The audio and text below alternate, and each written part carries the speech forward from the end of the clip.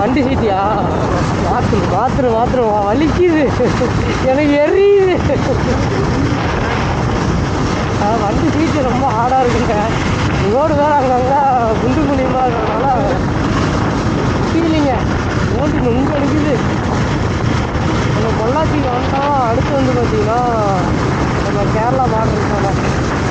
அதுக்கு முன்னாடி எங்கேயாவது சாப்பிட்ணுங்க, சாப்பிட்டு தான் போகணும்.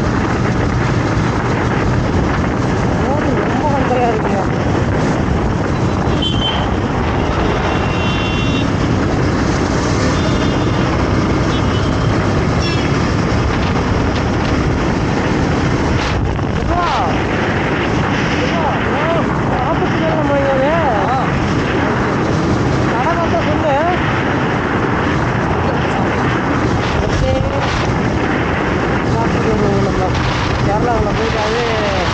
கேரளாவில் போயிட்டாவே அவங்க பிரியாணி மற்ற இது எதுவுமே சாப்பிட்ணுன்னு தோணாது. பிரியாணி நல்லாயிருக்கும்.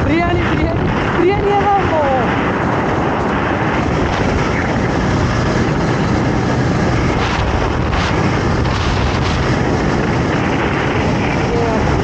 ஒரு ஹோட்டலுக்கு போய் சாப்பிட்டு அடுத்த நம்ம கேரளா பார்டரில் என்ட்ரி ஆயிடும். தூரிக்கிட்டே இருக்கு வச்சுக்கோங்களேன்.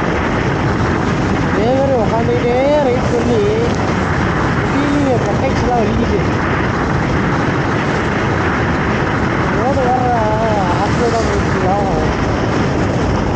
அதே குண்டும் குழியுமா முடியல. மழை இன்னமும் வந்து பார்த்திங்கன்னா தூரிக்கிட்டே தாங்க இருக்குது.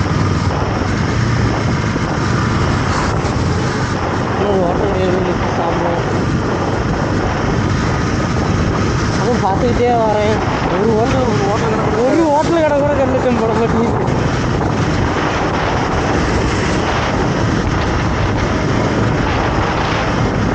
தினம் போக தினமும் வர மாதிரி ஒரு ஃபீல் ஆகுது.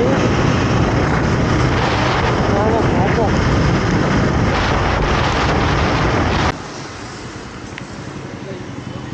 ராதா செட்டிநாடு ஹோட்டலில் தாங்க இப்போ சாப்பிட்டோம்.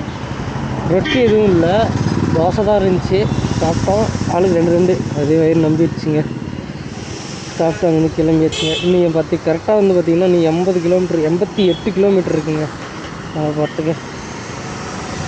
மேப் போட்டு வச்சுட்டு கிளம்பிடும்.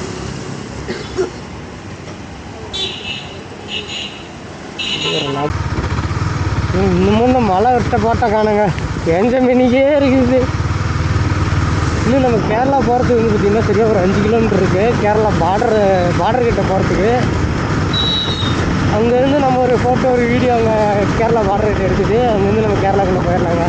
கேரளாக்குள்ளே இதே மாதிரி மழையாக தான் இருக்குதுன்னு நினைக்கிறேன். நம்ம ஊர்லேயே அவ்வளோ மழை, அங்கே எப்படி இருக்குதுன்னு தெரியலைங்க. போய் பார்ப்போம் எப்படி இருக்குன்னு. நானும் சாப்பிட்டு முடிச்சுட்டு சாப்பிட்ற காட்டி மழை விட்டுருச்சு. மறுபடியும் வண்டி எடுத்துகிட்டு வரேன், மறுபடியும் ஆரம்பிச்சிருச்சு.